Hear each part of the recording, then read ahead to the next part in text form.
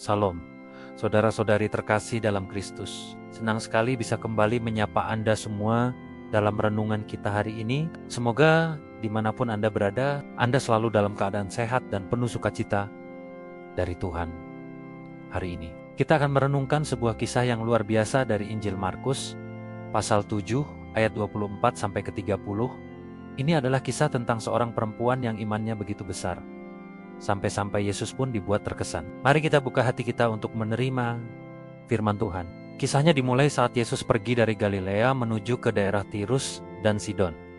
Ini menarik, karena Tirus dan Sidon adalah wilayah orang-orang non-Yahudi yang sering dianggap sebagai orang luar atau orang kafir pada zaman itu. Yesus masuk ke sebuah rumah dan ingin agar tidak ada yang tahu keberadaannya di sana. Mungkin ia ingin beristirahat sejenak dari keramaian dan pelayanannya yang padat. Tapi kita tahu kehadiran Yesus, Sang Terang Dunia, tidak bisa disembunyikan.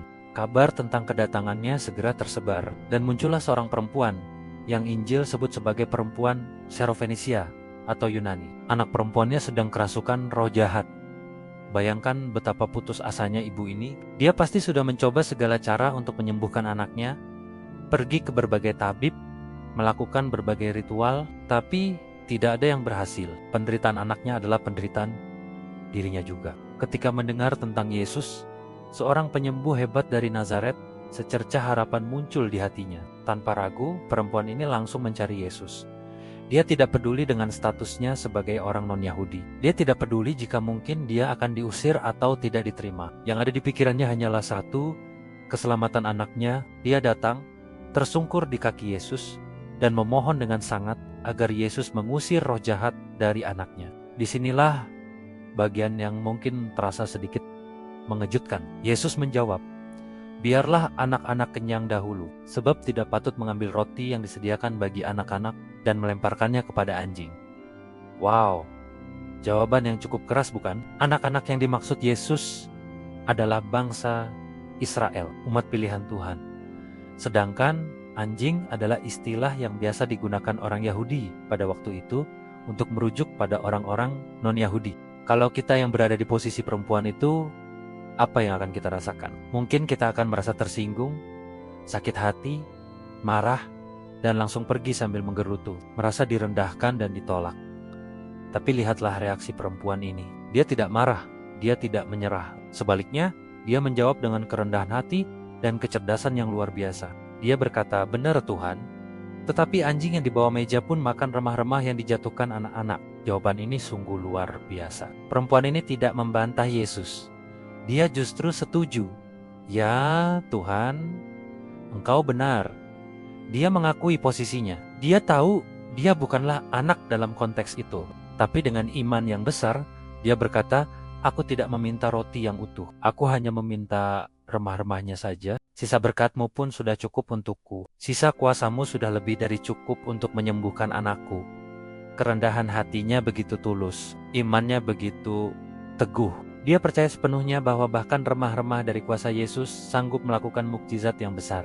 Dia tidak menuntut, tapi memohon dengan penuh pengharapan. Dia melihat Yesus bukan hanya sebagai penyembuh biasa, tapi sebagai Tuhan yang penuh kuasa dan kasih karunia, yang berkatnya melimpah ruah, bahkan remahnya pun berharga. Mendengar jawaban ini, Yesus pun terkesan. Yesus berkata, "Karena kata-katamu itu, pulanglah, sebab setan itu sudah keluar dari anakmu." Lihatlah, imannya yang gigih dan jawabannya yang penuh kerendahan hati, itulah yang membuka pintu berkat. Imannya telah menang, dan benar saja.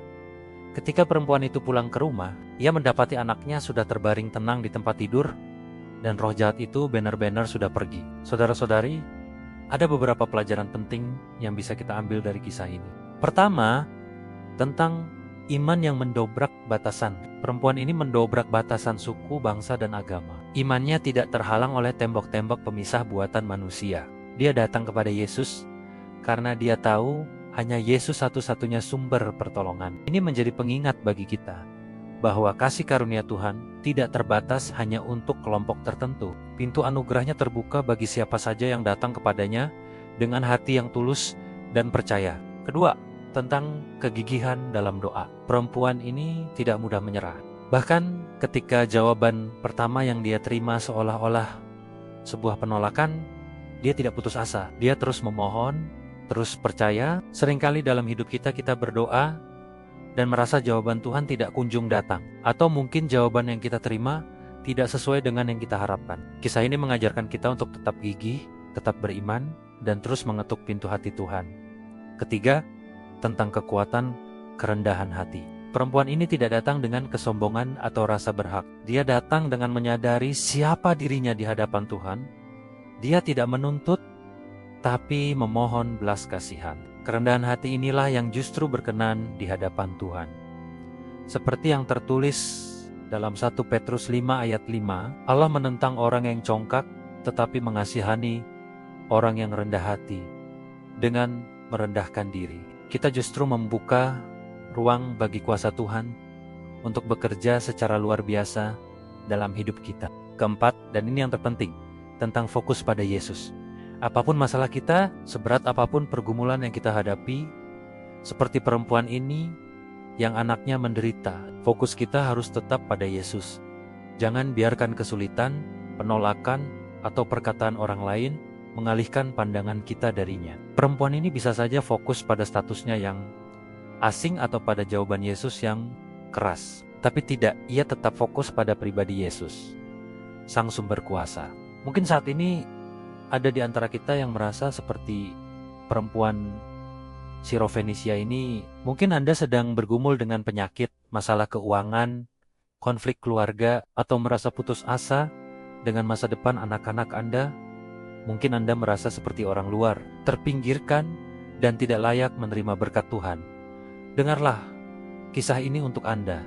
Yesus yang sama yang ditemui perempuan itu adalah Yesus yang sama yang kita sembah hari ini. Dia melihat hati Anda, Dia mendengar setiap seruan dan doa Anda. Datanglah kepadanya seperti perempuan itu. Datanglah dengan iman yang tidak goyah, dengan kegigihan yang tak kenal lelah, dan dengan kerendahan hati yang tulus. Jangan takut jika siol-yola ada ujian dalam perjalanan iman Anda.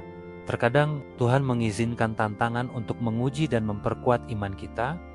Tetaplah berpegang pada janjinya. Percayalah bahwa bahkan rema-rema dari kuasa dan kasih-Nya sudah lebih dari cukup untuk mengubah hidup Anda dan menjawab setiap kebutuhan Anda. Mari kita berdoa sejenak. Bapa di surga, kami mengucap syukur untuk firman-Mu hari ini yang mengingatkan kami akan iman yang luar biasa dari seorang ibu. Ampuni kami Tuhan jika seringkali kami mudah menyerah, mudah tersinggung, dan kurang percaya pada kuasa-Mu. Ajari kami untuk memiliki iman yang gigih dan hati yang rendah seperti perempuan Sirofenisia itu. Apapun pergumulan yang sedang kami hadapi, kami mau membawa semuanya ke bawah kaki-Mu. Kami percaya bahkan remah-remah dari anugerah-Mu sudah cukup bagi kami. Dalam nama Tuhan Yesus kami berdoa dan mengucap syukur.